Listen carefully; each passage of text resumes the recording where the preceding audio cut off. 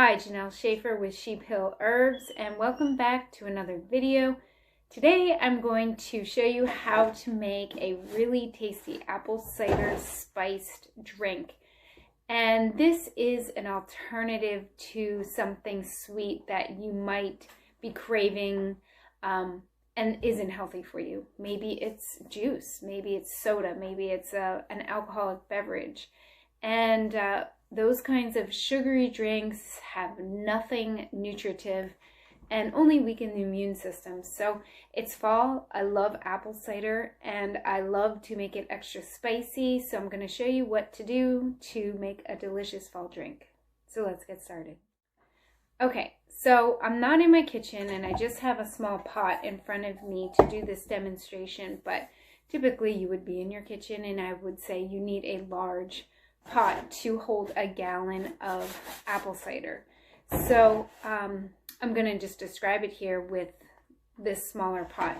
What you're going to do is put in 1 cup of apple cider into the pot that you're using, the large pot. You're going to simmer the spices that I'm going to share in a minute, sort of like making a decoction, which is an herbal tea.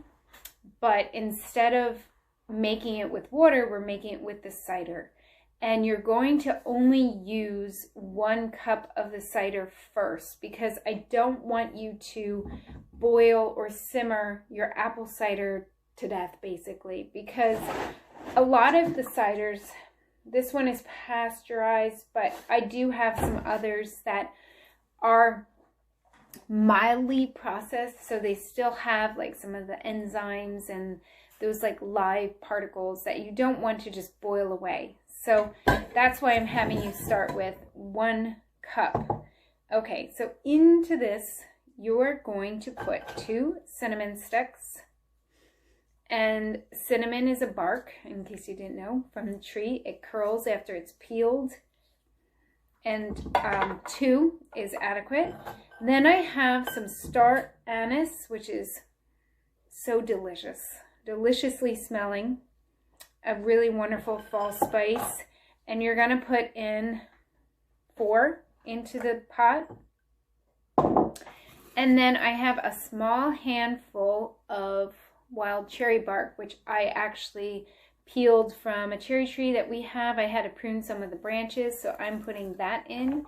Now, wild cherry bark does not have a cherry flavor, which you would kind of think it does, but it is, it's excellent in combination with other spices and herbs that do have strong flavor, and it is very good for colds. So far, the cinnamon, the anise, and I'm going to put in,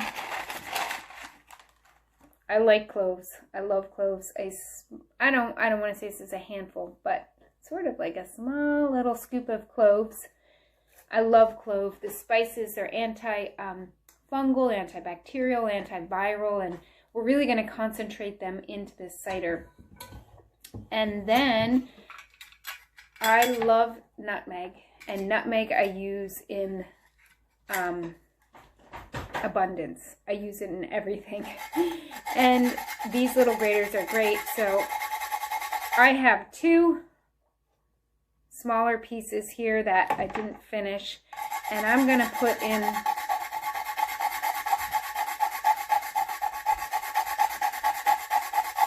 I don't think I'll have you watch me do the whole thing, but honestly I'm putting in what would be the equivalent of half of a nutmeg seed. So if I put these 2 little pieces together, it would be about half, and that is a lot of nutmeg, but like I said, we're making this super spicy. And then I have peeled a about 2-inch piece of ginger root, and I'm going to put that in the pot. And then I'm going to add, when I go in the kitchen, 2 cups of water, and I'm going to simmer this. So my cider is going to be diluted a little bit, so I'll have 2 cups of water that will dilute the whole gallon. And I'm not, like I said, simmering all of it. I'm simmering this 1 cup of cider, 2 cups of water, and we're going to simmer it for about 20 minutes. Okay, so I'm in my kitchen and I just poured that cider and spices that were in the small pot into my big saucepan. And then I am adding 2 cups of water, like I said. I'm going to add 2 cups of water, and I'm going to simmer this for 20 minutes to really infuse the spices. And then I will be straining off all of the floating things, all the spices, when this has finished simmering. So let me do that.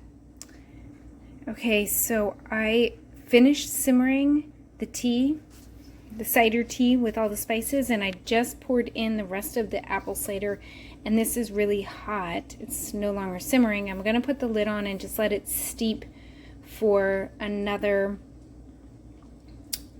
10 minutes, and then it's ready to serve. And I would probably leave the star anise and the cloves in, but I'll filter out the ginger and the other barks. But that's pretty much how you do it, and it makes a delicious spiced apple cider.